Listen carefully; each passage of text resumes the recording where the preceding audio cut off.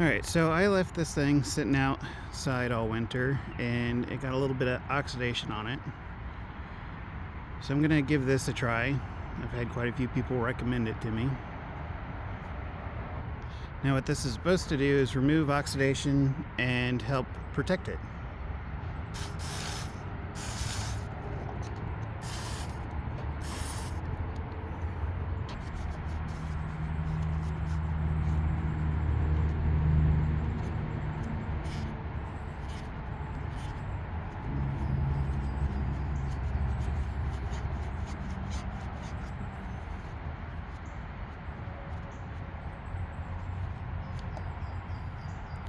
Now I could already tell just with that, it's a lot cleaner, but I'm going to let it soak in for a minute.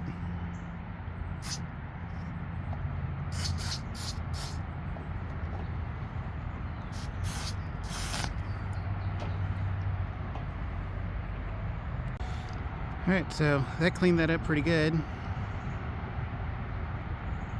My OCD says it needs to be cleaner, but honestly I know that's going to be good enough. If you'll even focus here. But the nice thing is it's also a protectant. So it will help keep that from corroding as quickly, especially when I have a habit of leaving it outside at the house when I'm not using the RV, so I have a quick plug access when I need to charge up the batteries, keep the batteries topped off. But I just use this adapter piece because it says to work it in and out and to help clean some of the corrosion off and everything. And the nice thing is it'll help protect that in there and getting some of that in there without having to spray it. Alright, so now that's done, let me get this sucker plugged in and I can get to work.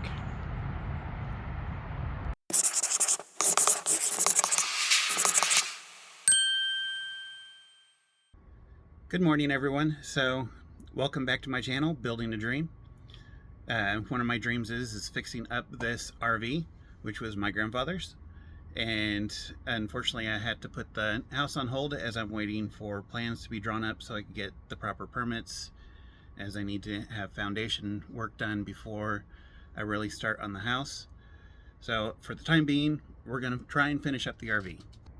Now I have done some work to the RV last spring. Unfortunately, I put my foot into a sinkhole that's in the yard from the schoolhouse that burnt down that the previous owner just kind of buried.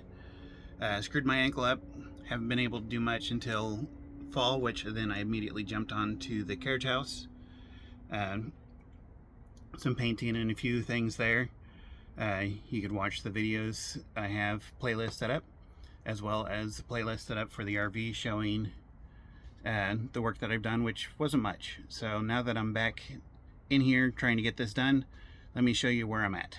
So I got things cleaned up a little bit, easier to walk around. So I did replace my converter. Power's working great.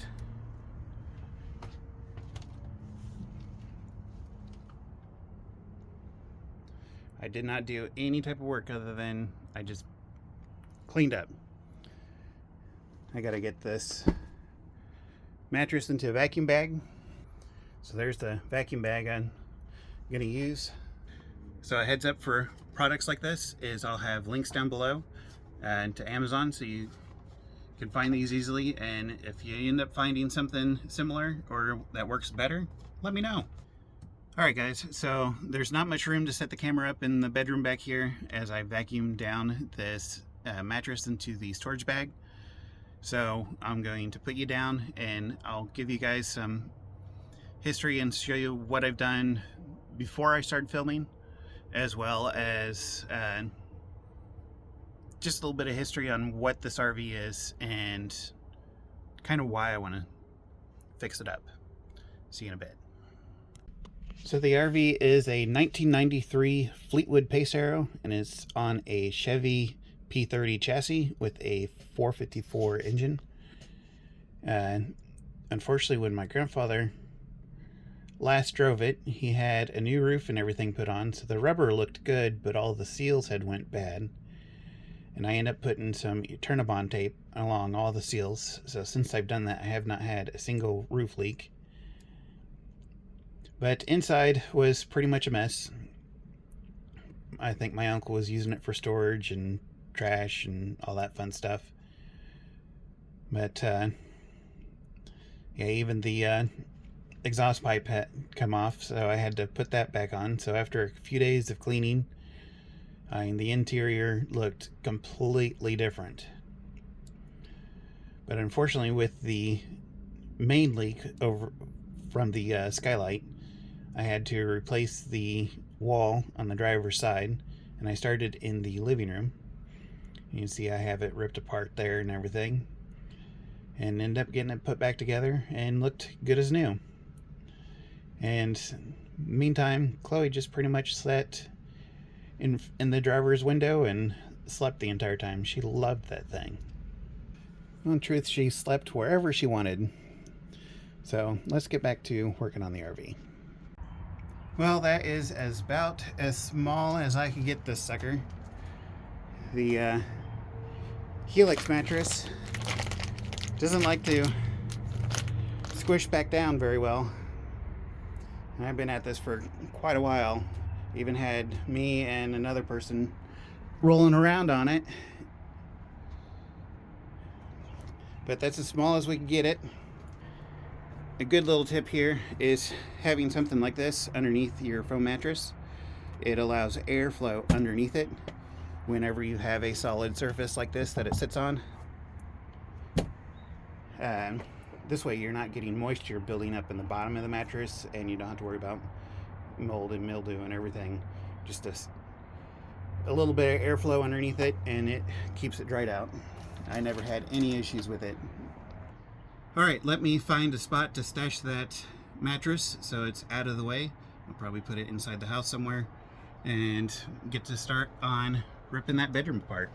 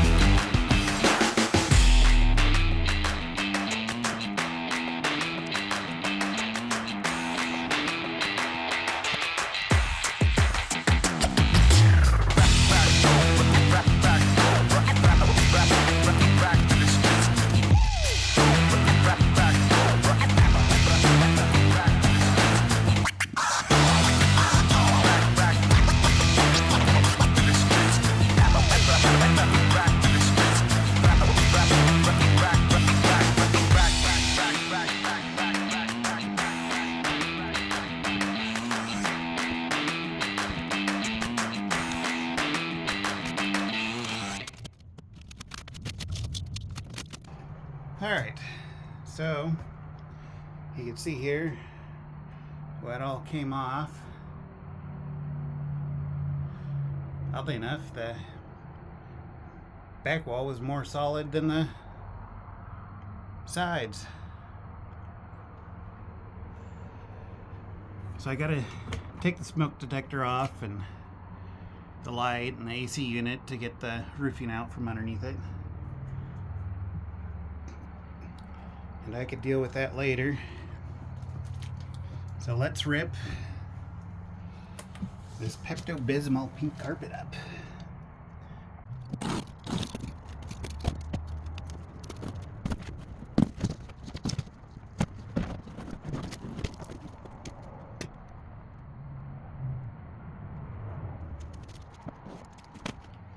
Alright, all the bad stuff's ripped out, carpet's out. So fun thing is let me get this camera turned around here.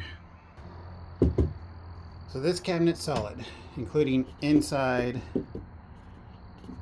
the wall there. Come over here.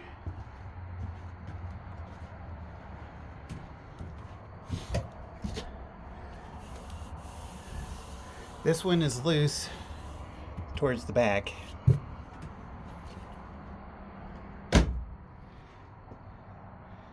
And over there, you can see that little black spot in the bottom of the cabinet, underneath the cabinet door. That is actually a hole that I accidentally made. But underneath this laminate, that's all dry rotted.